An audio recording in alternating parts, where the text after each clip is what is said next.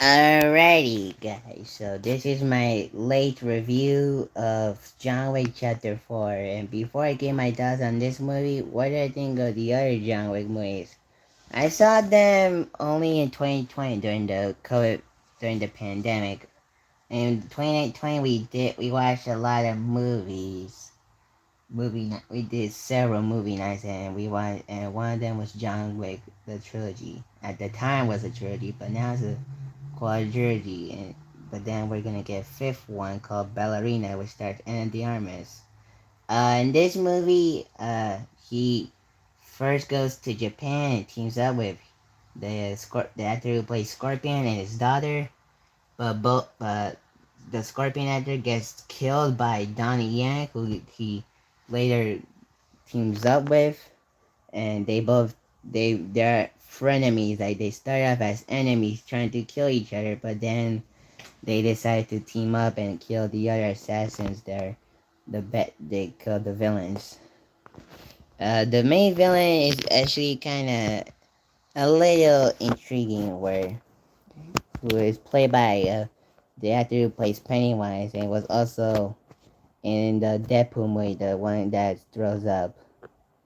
He's an interesting villain, and Lance Reddick, rest in peace, appears briefly in the movie, only once, where he talks to Winston, but then to Pennywise, the character played by the Pennywise actor, but then he shoots Sharon and he dies, and there's a brief gravestone on him. So the action in this movie is pretty graphic and violent. There's so many body counts, like a lot of these John Wick movies do, where they use so many bloody deaths, including one where there's a man that has a dog, and the dog bites the man's pants. Then the man shoots the villain, shoots the enemy that the dog was biting his pants on.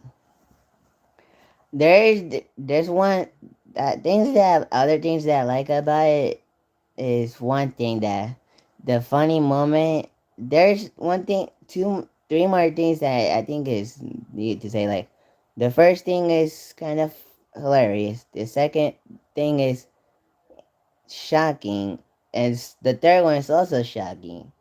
The first one thing is that uh John Wick, after, like, during the stairs fight, he get a bunch of bad guys attack him, and he falls out the stairs so many times over and over, and that made me laugh a lot. And so did the theater I was with the other people watching it.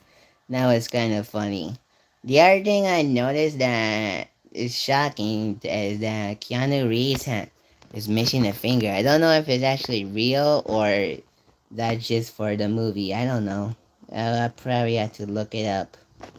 Um, the most shocking thing I noticed is that this. Let me tell you how this happened.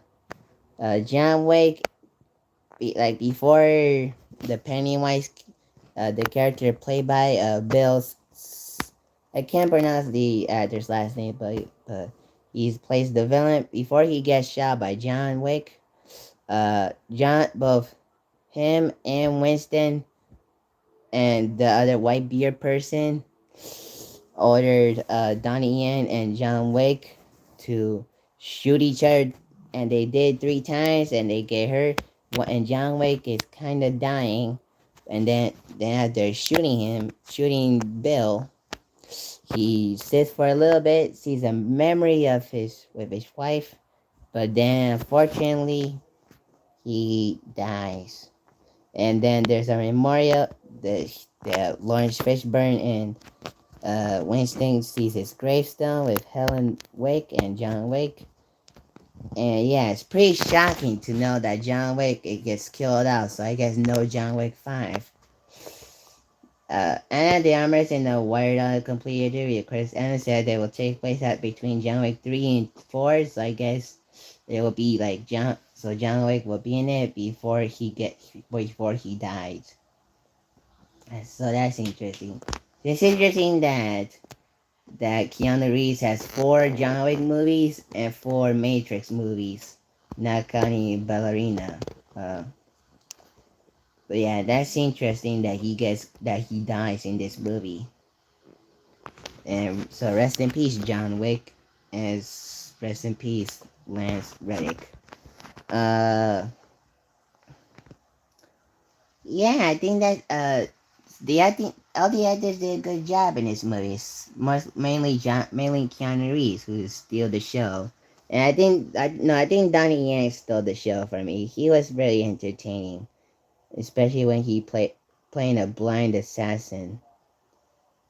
And one thing that's interesting is one fight scene where there's a big guy wearing a purple outfit, and him and his henchmen fight John Wick while people are dancing. And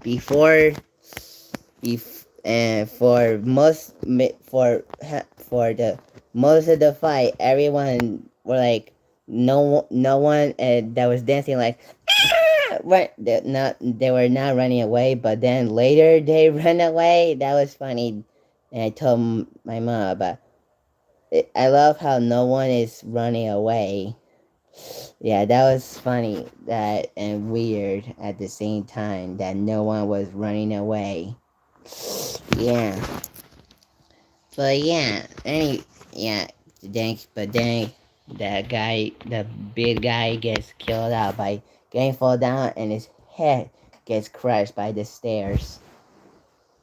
And yeah, good movie.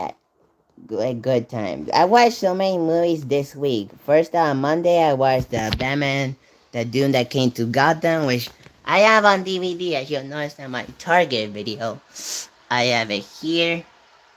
Then on oh wait, no, that's Legion of Superheroes. That's Legion of Superheroes. Where's the where's the oh there it is. This is the Batman that came to Gotham. Then on Tuesday, I saw RoboCop 20 for the third time after 2019 and twice in 2019. It's not as bad as people say. It's kind of watchable for me. Then on Wednesday, I went to see Mighty Morphin Power Rangers once and always.